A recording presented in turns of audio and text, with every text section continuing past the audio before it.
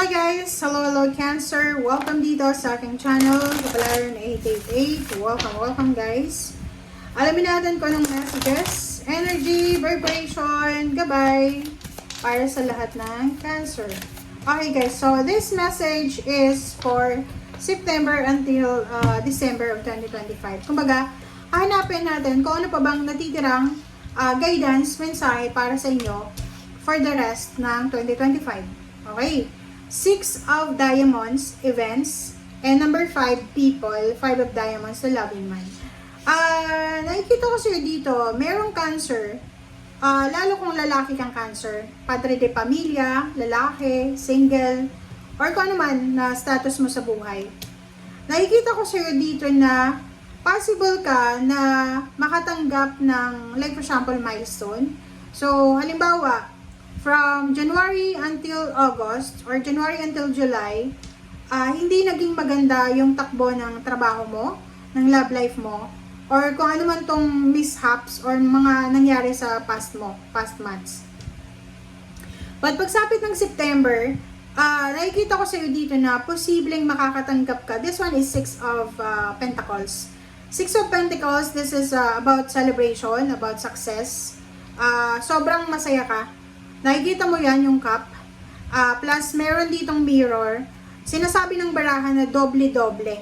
Doble-doble, yung biyaya, pagpapala, parang ano to sa miracle.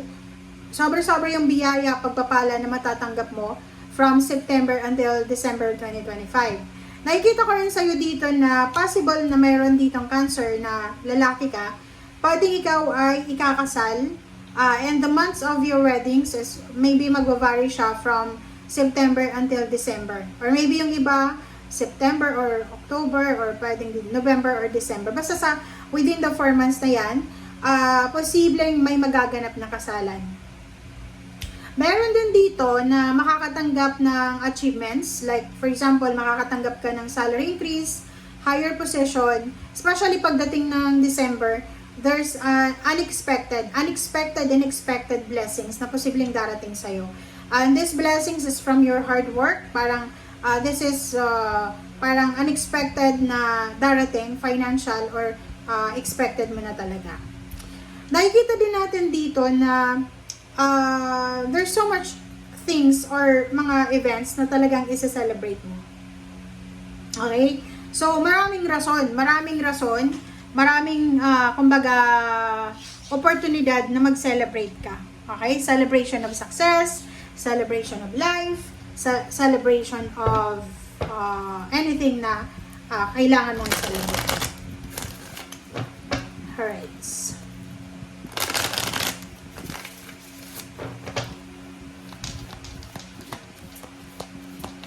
If you're single na Cancer, babae, possible na may manligaw sa'yo or makatagpo ka ng isang tao na posibleng yayain kang magpakasal, mag-live-in, or paano pa man. Talagang ano to. Tingnan mo. Cancer, there's prosperity na magsisimula from September to December. Yun ang sabi ko. Possible na may magbubuntis. Kung babae ka na Cancer, posibleng merong relationship na magsisimula kung single ka. In a relationship ka, possible na mabuntis ka or kung lalaki ka makabuntis ka.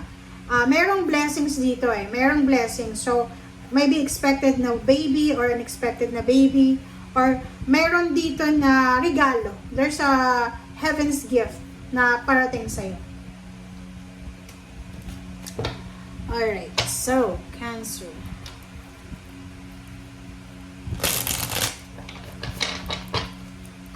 Tingnan natin dito sa third deck, Cancer.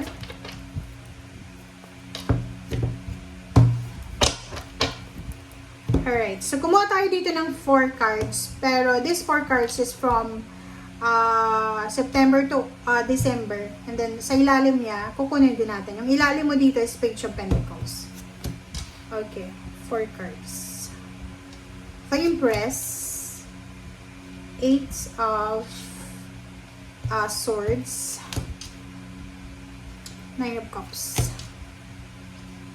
Okay, nakikita nyo ba? I hope nakikita nyo.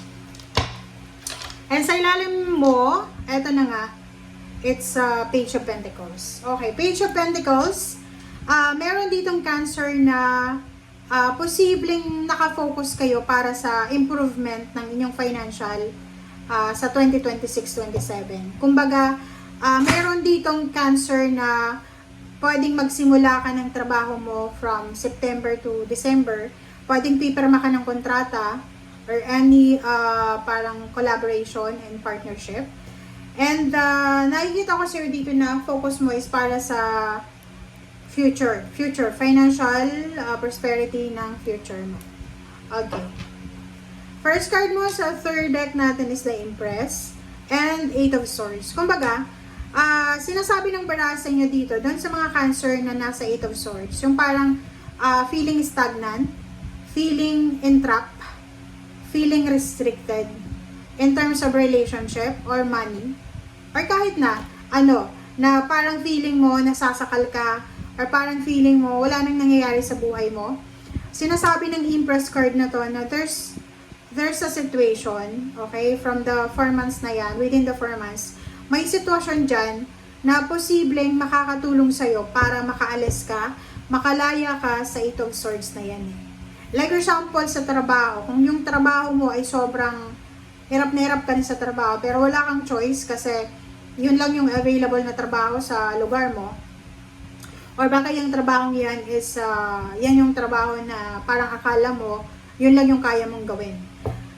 Dito sa September until December, bibigyan ka ng pagkakataon, ng choices, ng options, ng ating universe para makapagsimula. So, yun. Ang Empress na to, maybe this is pregnancy, pwedeng yung iba hindi mabuntis-buntis, pwedeng mabuntis na or makabuntis, maybe studies, pwedeng mag-aaral ka ulit, maybe yung iba, this is healthy lifestyle, or pwedeng yung iba ay mangangarap ulit or kano pa man.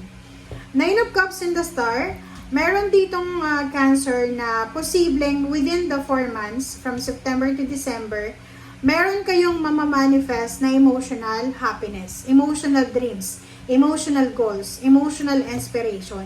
Parang halimbawa dito, yun, maybe yung dream wedding mo, dream celebration, dream career, dream job, dream relationship, dream travel, dream gift, parang ganun. So, sinasabi ng bara sa'yo dito na posibleng matupad mo or dumating ka sa point from September to December na may regalo ka na matatanggap from the universe, from the heaven.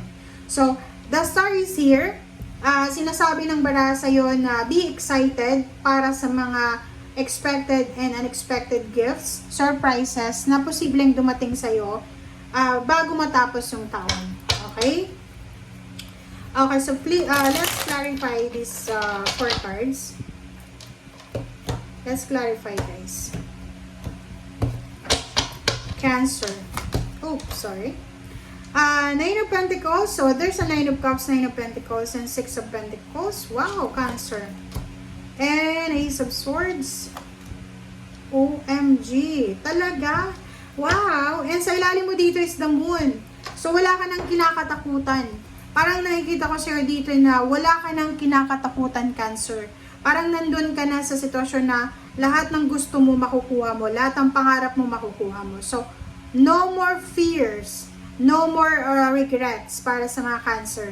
Kasi emotionally and financially, meron kayong mamamanifest. Meron kayong, yung parang pangarap mo lang siya dati. Yung parang siya yung pinagpipray mo.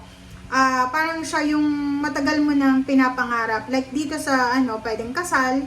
At ikaw naman is pwedeng trabaho, pwedeng pangarap mong makabili ng sasakyan, makabili ng appliances, or kung naman na pangarap mo na mga simple lang.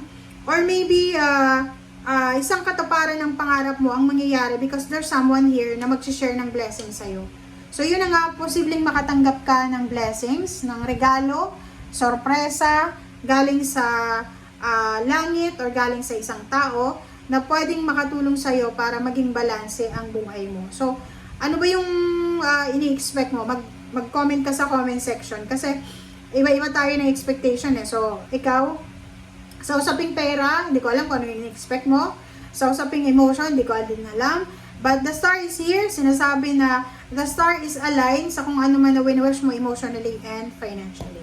And at the same time dito guys, sinasabi ng baraha doon sa mga Cancer na gustong mag-travel. Pwedeng gustong mag-travel, lumipat ng bahay, mag-relocate, diba? Mag-move.